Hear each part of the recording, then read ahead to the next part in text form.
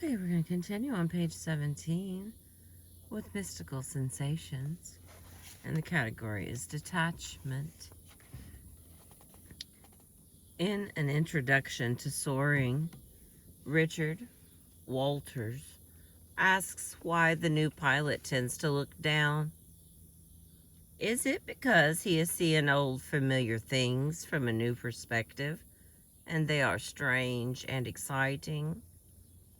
Things seem unreal. You're detached. People and their emotions are down there only because you know it. When you break with below, there is a whole new vista or a vista. In a study of parachute jumpers, Benjamin Demont says, pressed for an account of his motives, the articulate jumper is likely to characterize the sport in terms suggesting that for him it amounts to a ritual of devasture, a means of stripping off layers of institutional lies and myths that encrust the individual. Man diving is man alive. The ecstasy is that of non-connection, the exhilaration of sinking the world to nothingness, or at least to stillness, and thereby creating the self as all.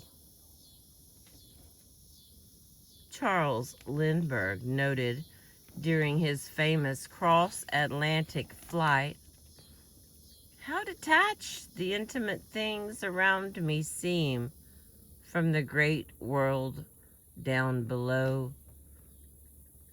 How strange is this combination of proximity and separation, the nearness of death, the longness of life.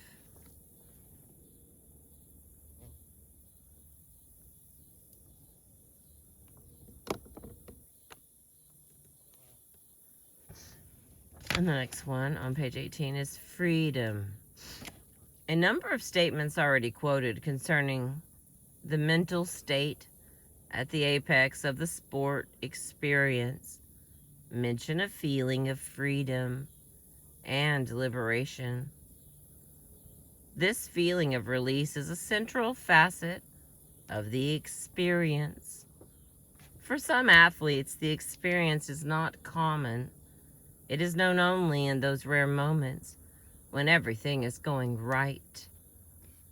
David Hemery, who set a world record at the 1968 Olympics in the 400 meters hurdle, winning by a wider margin than anyone had in 44 years, wrote of the event, only a couple of times in my life have I felt in such condition that my mind and body worked almost as one. This was one of those times. My limbs reacted as my mind was thinking.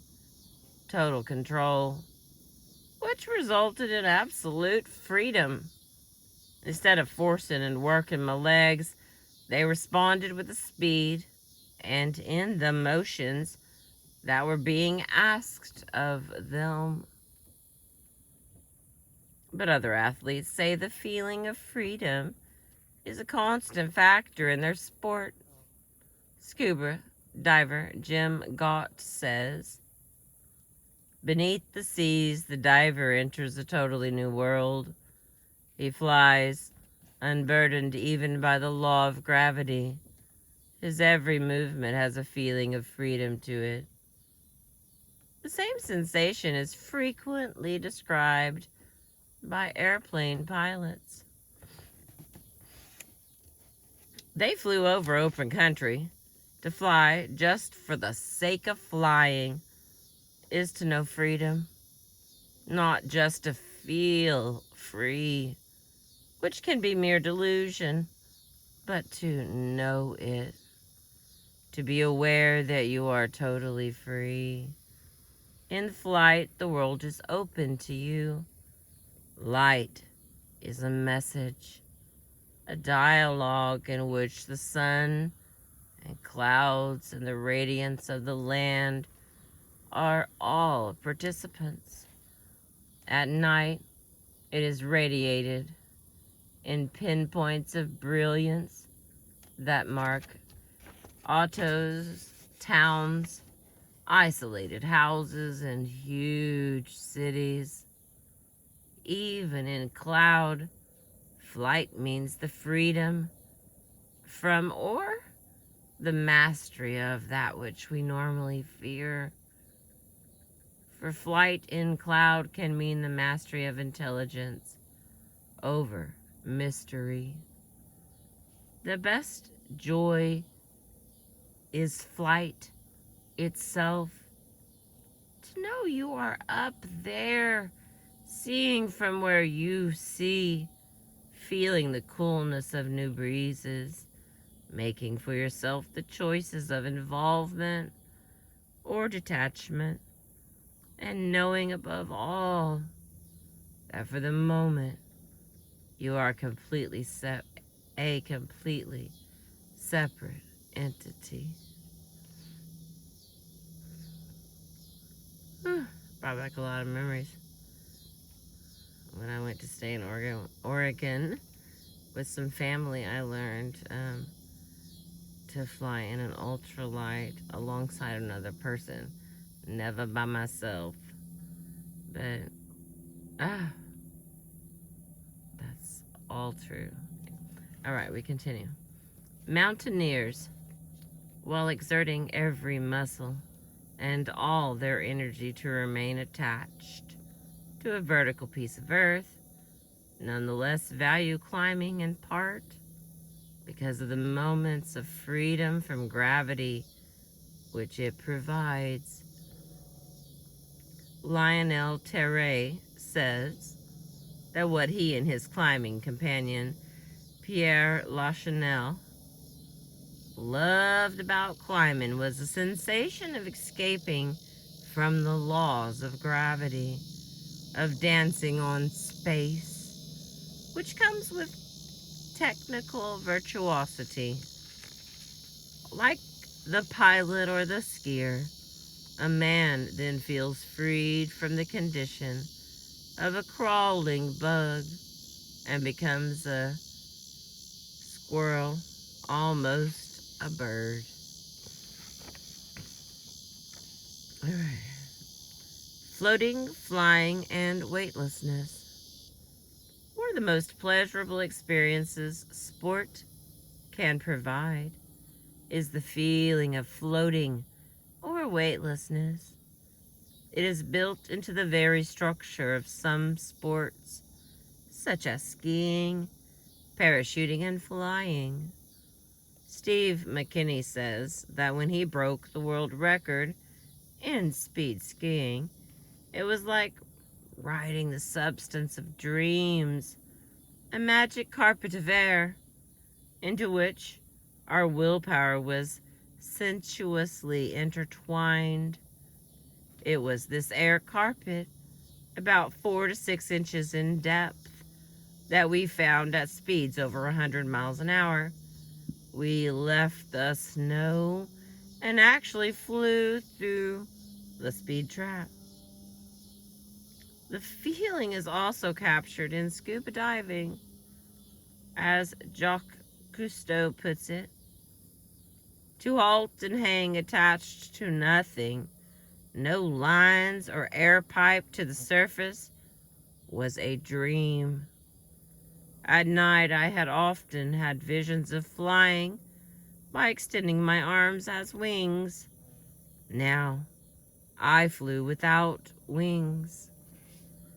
In the sports just mentioned, one has the feeling of floating because one actually is floating.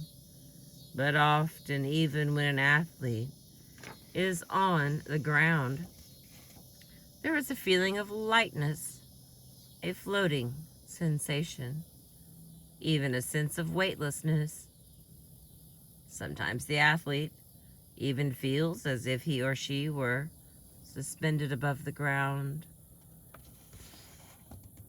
Long-distance runner Bill Emerton, completely exhausted after 600 miles of running, suddenly had this light feeling.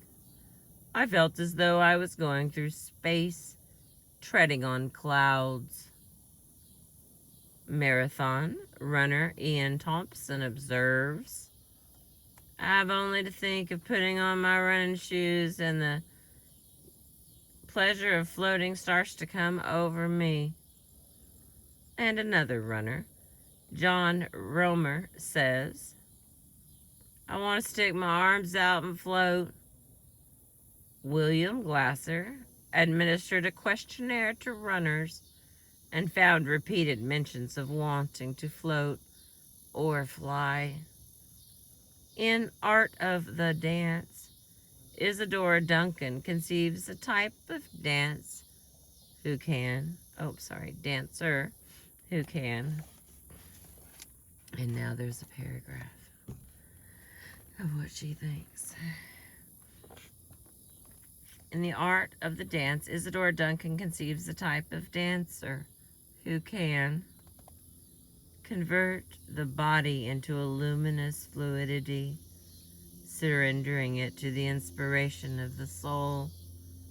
This sort of dancer understands that the body, by force of the soul, can in fact be converted to a luminous fluid.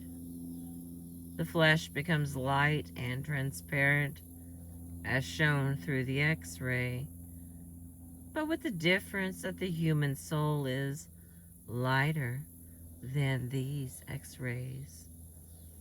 When in its divine power, it completely possesses the body, it converts that into a luminous, moving cloud, and thus can manifest itself in the whole of its divinity. This is the explanation of the miracle of St. Francis walking on the sea.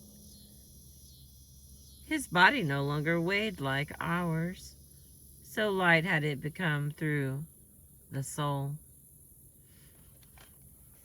And the last paragraph for that. The experience of becoming lighter, of being weightless, or of rising in the air bears a strong resemblance to the experience of mystical ecstasy, in which the feeling of being outside oneself is a primary feature. It is also experienced in some of the newer approaches to the study of consciousness. The editor of Brain Mind Bulletin, Marilyn Ferguson, reports that floating is a common experience of participants in muscle relaxation and alpha biofeedback training. It is a typical meditation phenomenon. Mystics frequently speak of enlarging or loss of body sensations, bubbling up, or becoming airborne. Sensory deprivation subjects may lie quietly in their isolation chambers, then suddenly feel as if they have risen several inches and are buoyant.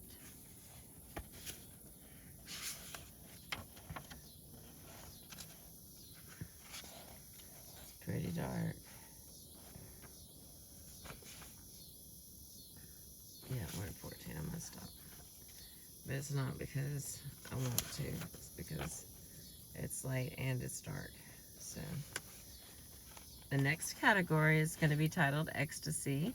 We're still in the book The Psychic Side of Sports. I'm still reading you chapter 2, I think, Mystical Sensations. And we still only have like, it